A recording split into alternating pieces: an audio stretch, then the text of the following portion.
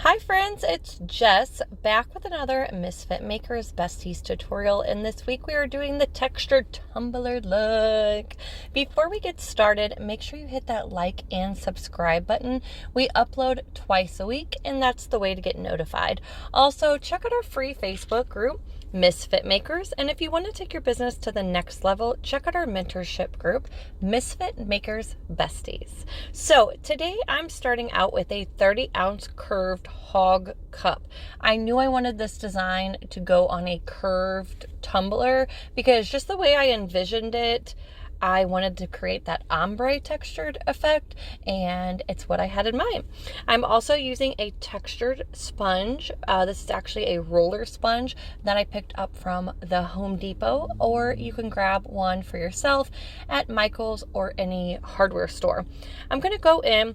I have my 3 colors. This is definitely out of my wheelhouse. Normally, I don't gravitate towards these neutral colors, but I wanted to try something new. Again, I kind of was going with it and just letting like the creativity come to me as I was doing this. I didn't really have a set design in my head when I was designing this. I knew I kind of knew the look I was going for, but again, I kind of was like making it up as I go, which sometimes that's really fun to do because you don't get mad at yourself if the design didn't turn out exactly how you wanted it, because you don't have a design in your mind to start with. You can be more creative and open to your design when it comes to that.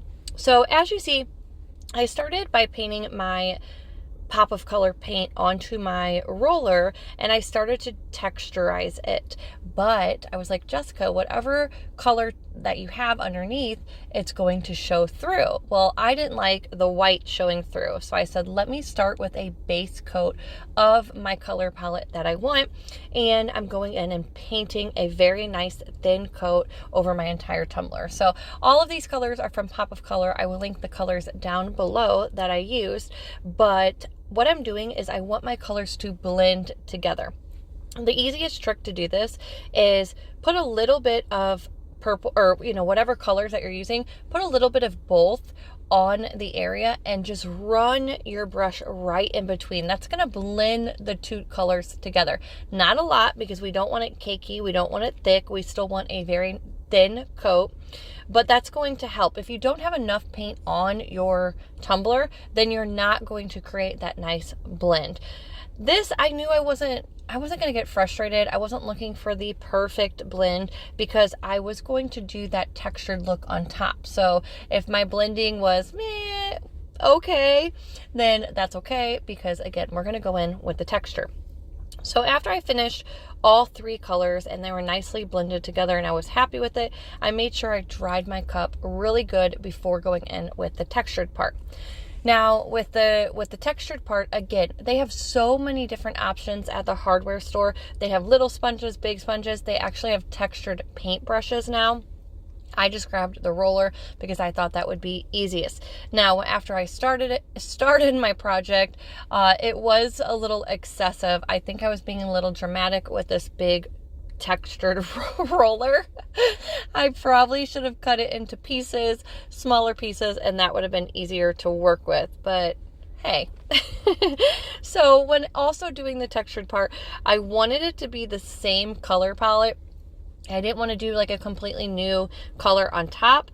So what I did was I just lightened each color up. Here I added a little bit of cream color into my gray just to make a lighter gray, and I'm going in, and this is the look that it's creating.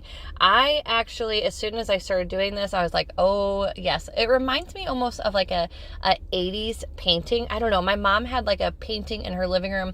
I remember as a kid, I guess it's probably 80s, but this was towards the 90s, and the painting was like textured and it had like long streaks in it. I don't know, that's kind of what it reminded me of. But anywho, this is just another technique, another look, something different, something I haven't seen that you can do with your tumbler. I think it brings a really elegant kind of just simplicity vibe to your tumbler, where you don't always necessarily need 20 different vinyls or 20 different glitters or always, more than one saying on your cup, or sometimes you don't need a decal at all. Just the simplicity of it, I don't know, brings me joy. So I did this for all 3 colors all the way up my tumbler, blending the colors into the next color. So you saw I brought the gray into the maroon color, and then I'm going to bring my maroon color into my cream color, and so forth, bring my cream color down into my maroon a little bit. Now afterwards, you will see here in a second, I wanted to incorporate black somehow. So I just kind of left my tumbler the way it is for like a day and really thought about the next step that I wanted to do. Part of me wanted to add hand leopard spots on this tumbler, like draw very loosely some kind of like messy leopard spots, and just in black. I thought that would look really, really good. Other parts of me wanted to do stripes. I don't know. I just kind of let my tumbler sit here until I came up with something. Here, I thought it would be a cute idea to draw some like distressed lines with my paintbrush. And I very, very quickly realized that's not a good idea. That's not working out. So instead, I just took my textured sponge and I created another color ombre effect. I dipped it into the black and I ombre'd that black up just a little bit, and I thought that was enough. I had to stop myself because I still wanted to add something else. It's very hard. It's very hard for me to do a simplicity tumbler, okay? My vibe is always the brighter, the better, the more colors, etc. So really just to walk away and be like, no, Jessica, you don't need to do everything on the cup. It's kind of hard at sometimes, but know that it's going to turn out great. So I'm getting ready to epoxy. I'm mixing 40 mLs of CCDIY's Fast Set, and I mixed in a little bit of Sparkle-tastic from Glitter Craze. And I want to do just a nice thin coat. As soon as I get that epoxy on here, I know I am just in love with this tumbler the way it is. I did not add too much sparkle. I did not add too much additive, okay? Because I did not want the glitter to take away from this design. I could have left it the way it was, but I just wanted a little bit of sparkle, like just enough. That was perfect. I let this dry for about 2.5, 3 hours until I started messing with it and handling it. Don't forget to torch all of your bubbles before you walk away. So this week has been kind of a hard week. It's been emotional, and sometimes we have to fix our crown. And this is one of my favorite sayings ever, okay? She is strong. Favorite verses, and I thought the simplicity of this verse, this design, everything, it went together very nicely. So I found this decal on Etsy.